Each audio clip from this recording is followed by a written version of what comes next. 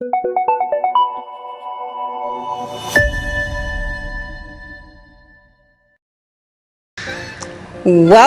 to Candis Live. My name is Candis Marshall, and it's so fantastic to be here with you today. Well, you're joining me, and we are about to get into some stuff. A little bit of this, a little bit of that, a little bit of something to change your life. Maybe only for today, or maybe for a lifetime. Come on in, let's get started.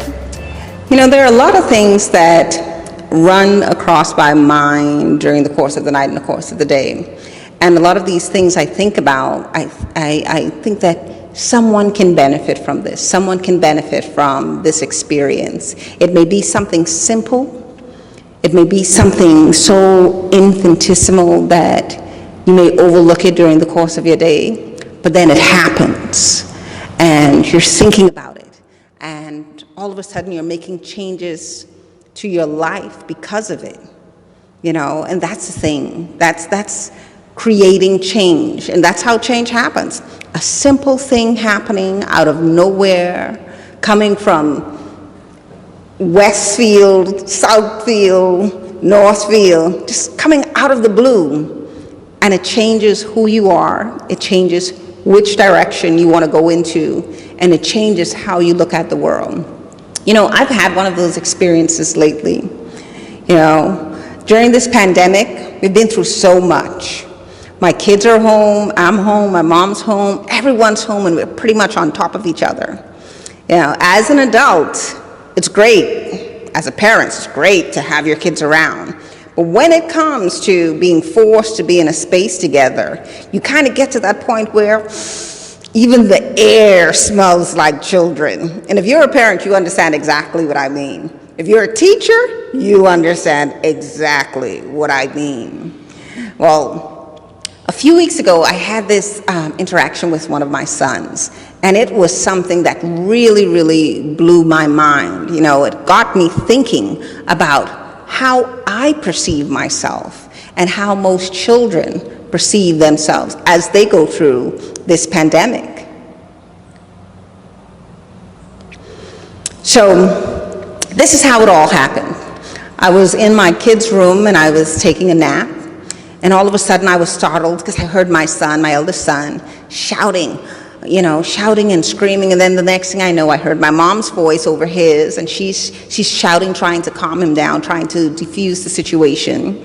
And then my son comes storming into the room, and he startles me, and I wake up, and he's crying. I mean, he's washed in tears.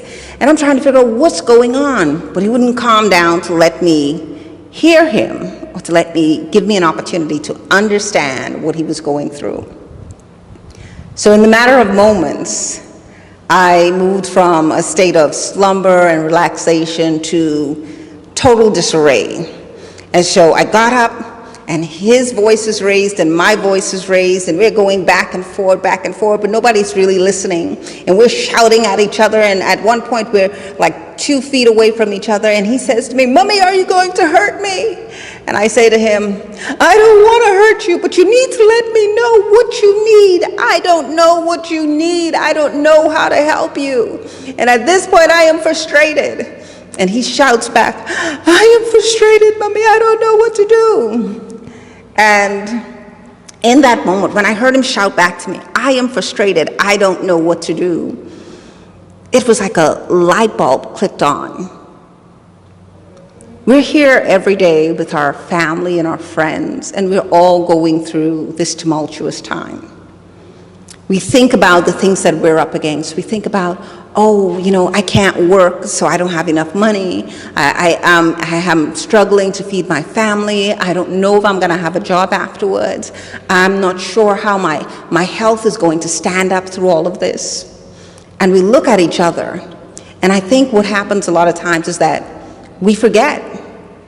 We forget that even as you are a human, having this human experience, feeling the frustration of today, feeling the frustration of not knowing what tomorrow holds, that the person on the other end of your harsh words is experiencing the same thing. The person outside on the streets, driving in their cars, looking as though they're on a rampage. They're feeling the same thing.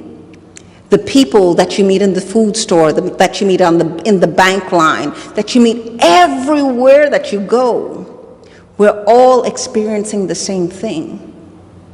And it comes out in the form of anger. It comes out in the form of frustration. It comes out in sometimes some very, very negative ways. But today, listen, I am going to offer you a little bit of solace, okay? Now, when it came to me and my son in that situation, and we were hot-headed. I mean, we were like two beasts of burden. Our heads were just banging together.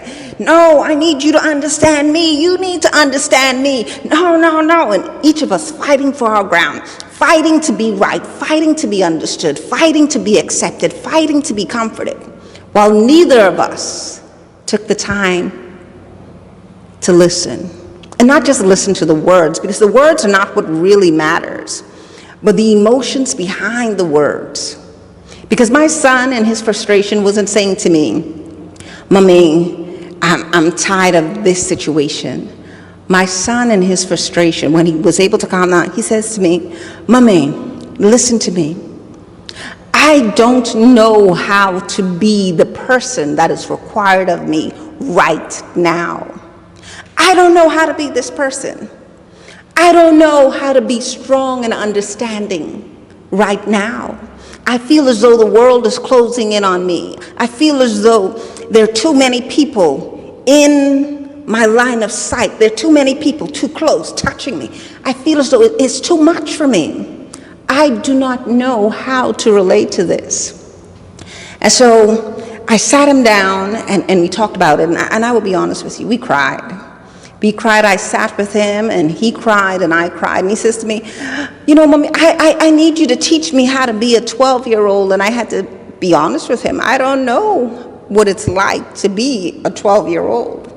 I have a 12-year-old, but I have no clue, because he is so much more different than anyone else I'd ever met. I remember when I was 12 years old, I was so much more different than him. When I called my mother into the conversation, she recalls when she was 12 years old, and she was so much more different than the rest of us, you know? But here we all are now in this pandemic, and he's trying to understand it from a 12-year-old perspective. And I had to tell him, I said, okay, here's what we're going to do. We're going to find our place of peace from a human perspective. What does the human that exists in this body, the human spirit that exists in this body, what does that human spirit need in order to get through today into tomorrow? Do you need to be heard? Are you prepared to listen? Are you prepared to stand still and allow someone else to say to you, hey, I'm going through. I don't understand. Can you give me a word of encouragement? I need a word of wisdom. I don't know what the next step is. Are you willing to be the ear to hear? Because a lot of times when you take a moment out of your own frustration and open your ear to that of others, you will realize, number one, maybe it isn't as bad as you think. Number two, maybe what they are saying makes a lot of sense for your situation. Number three, it doesn't benefit you to complain. Complaining gets you nowhere. The only thing it does is rehashes the things that you cannot change. And number four, when you take the opportunity to sit with people that share your perspective and that are indeed in the struggle with you, but are just looking for an outlet to say, oh, man, I needed to get that off my chest so that I can see the way clear to do something else. It gives you life. It gives you an opportunity to be better. It gives you an opportunity to relieve some of your stresses. You know, I realized that in talking to my kids and in talking to other people that I've come in contact with that are also frustrated. You know, they don't know what's happening with their jobs. They don't know what's happening with anything.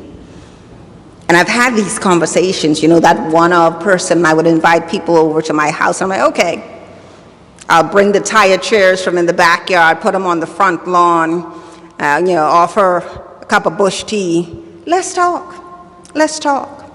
And oftentimes we sit down and we have these conversations, and they talk about their business. Oh, my business is failing. It isn't doing this. This pandemic has locked everything down, and I don't know what to do. And the first thing we do is that we do a resource check. A checklist. We whip out a piece of paper and we go down the list. What is it that you have? Yes, the pandemic stopped trade in these ways, but what is it that you have that you brought into the pandemic with you? What are the resources that you brought in with you? And we would sit down and we would go through them one by one, line by line, and we'll come up with a wealth list. That's what I call it, a wealth list, right? And the funny thing about this wealth list is that it's not just about money. In fact, money is the least of it. The wealth list has more to do with what's happening here in your mind. How are you perceiving today? How are you perceiving your present situation? How are you perceiving your present resources? And once we started to do that, once we started to go through our wealth list, and I think the most effective part of the wealth list is when we started to look at the wealth of blessings. And not in comparison to what is happening in anyone else's life, not in comparison to the lack that is happening around the world, but in comparison to what we could not have had. So, today, you woke up, boom, number one on your wealth list. You're in exceptional health. Why we say exceptional? Because guess what? You're not in the hospital. You're not on a ventilator. You're not struggling to breathe. You have an opportunity. If you are ill with any sort of illness, you have an opportunity to make better choices about improving your health. Why? Because you're alive. You're standing up. You're vertical, baby. That means you have an opportunity. So that's number two on your wealth list. So right now, you are so wealthy. Now, number three, your first action move. Like, you know what, today, I am going to do this thing.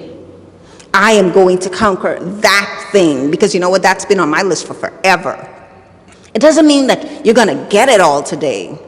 But today is the day you decide. You decide. Frustration is not going to get you. You know why? Because wherever frustration went, you ain't there no more. You are not there anymore. You're checking out your wealth list. And in your wealth list, number one, you woke up, you're blessed. Number two, you have an opportunity to improve your life. Number three, you have resources that before didn't look like resources because you were using them for something else. But now that this new opportunity has presented itself, a world of blessings has just opened up. And number four, you get an opportunity to change your circle. Change your circle. You know, I go back to the conversation with my son and I, as we stood there opposite each other, just battling it out, just trying to get that ground. And I told him, I said, you know what? I may not have the answers that you need today, but I'll tell you this, because I have struggled in this way before, I am determined to not only find the answers for me, but I am determined to have that wealth so I can pass that on to you. So right now, the circle that you're in may have worked for your previous experiences. But this pandemic is calling for you to get a new circle, man. And it's not to dismiss the people that you've loved and that you've been with before. It's not that. You need some people who can understand where you are at, understand that where you are at is not where you desire to be, and understand what it's going to take for you to get to that next step. But most importantly, understand that as you make these decisions, you're going to evolve. You're going to become someone else, someone different, someone better. And during this evolution, they won't know who you are. You know why? Because you won't know who you are. And that's okay. This is what evolution is about. This is what change is about. This is what finding out who you are, where you should be, and what your place is in this world is about. You know, we all go through those stages just like my son, where we look at the world, where we look at our circumstances and we beat our chest and it's like, I just had enough. And you want to destroy everything just to make it stop. But you need to surround yourself with people that are going to be a safe space for you to vent, for you to say, I'm frustrated, for you to say, I'm angry, for you to be angry, for you to cry, for you to wallow in the dirt. But then they pick you up and they say to you, listen, the world is waiting on you. All of you. The thing that you think is not worthy for the world, we want it. Come. It's okay to cry. It is okay to feel defeated. It's okay to be frustrated. But whilst you do all of this, remember, it is you that you are becoming, not anyone else. It is you who the world needs, 120%. And this journey to becoming you is not for the weak. It is not for the weak. And it is not a journey to be taken alone. So don't worry that the pandemic has come. Don't worry that you're no longer on that job that you were on. This is a new season. And in this season, it is required for you to be 100% you, not reactive, not rejecting anyone else, but embracing your authentic self. And when you do that, you know what you're going to do? You are going to create change today and every day. Be blessed. It was great seeing you today. It was great having this opportunity to talk to you. And you know what? You need to tune in to the next episode of Candis Live. Because next time, we're going to talk about some stuff. And you are going to want to be a part of this conversation.